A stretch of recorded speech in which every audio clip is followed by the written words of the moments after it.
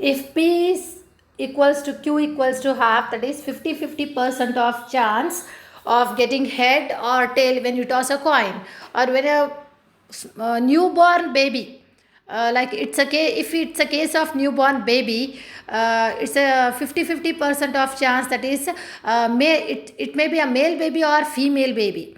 A newborn baby would be a male baby or female baby. So if P equals to half and Q equals to half, then binomial distribution is symmetrical, that is beta 1 equals to 0. If P is less than half or Q greater than half, then the distribution is said to be positively skewed. So you have already studied what do you mean by skewness and kurtosis in the previous year, that is in PUC first year. Skewness refers to lack of symmetry and kurtosis refers to the sharpness or peakedness of the curve. Okay, if P greater than half or Q greater less than half, then the distribution is said to be negatively skewed. The binomial distribution tends to Poisson distribution when n tends to infinity and P tends to 0, and np equals to lambda is a constant. Np equals to lambda. The binomial distribution tends to normal distribution when n tends to infinity and p, q are almost equal. Next is recurrence relation. Recurrence relation between successive probability, binomial probability terms is p of x equals to n minus x plus 1 divided by x into p by q into p of x minus 1. Then recurrence relation between successive binomial frequency terms is t of x equals to t of x equals to n minus x plus 1 divided by x into p by q into t of x minus 1, tx. Okay, probability term is different and frequency term is different. Probability recurrence relation between successive probability terms is given by p of x equals to n minus x plus 1 by x, p by q into p of x minus 1, and recurrence relation between successive binomial frequency terms is given by tx equals to n minus x plus 1 divided by x into p by q into tx minus 1. Then fitting a binomial distribution. To fit a binomial distribution, the values of n and p are found, then theoretical probabilities and corresponding theoretical frequencies are obtained. And steps for fitting a binomial distribution are as follows. First, we need to find out x bar equals to summation of x by n. Then second one, equate np equals to x bar, where np is the mean of the binomial distribution and x bar is the sample mean. Then the third one is find p of x equals to 0 by applying PMF of binomial distribution. And fourth one, find out tx equals to n into p of x equals to 0, that is put x equals to 0.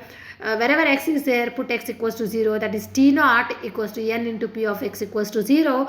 And fifth one, remaining frequencies are obtained by using recurrence relation, that is tx equals to n minus x plus 1 by x into p by q into tx minus 1.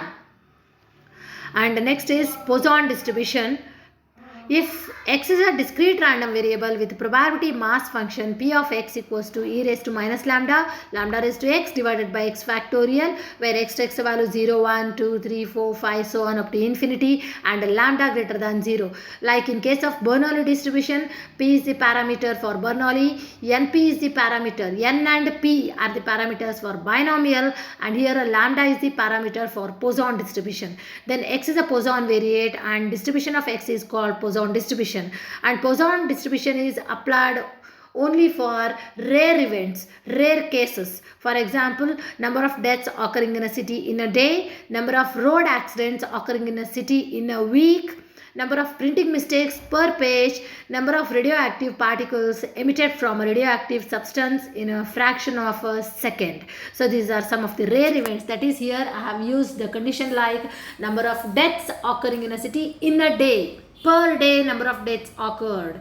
And second one, in second example, number of road accidents occurring in a city in a week, or number of vehicles crossing a junction per minute.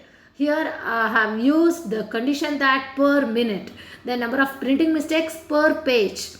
So Poisson distribution is used for rare events. Then features of Poisson distribution are parameter is lambda, PMF is given by P of x equals to e raised to minus lambda, lambda raised to x divided by x factorial, that is x takes the value 0 to infinity, 0, 1, 2, 3, so on up to infinity, and lambda greater than 0. And the range for Poisson distribution is x equals to 0, 1, 2, 3, 4, 5, so on up to infinity. Mean equals to variance equals to lambda. In case of Poisson distribution, mean and variance are always equal.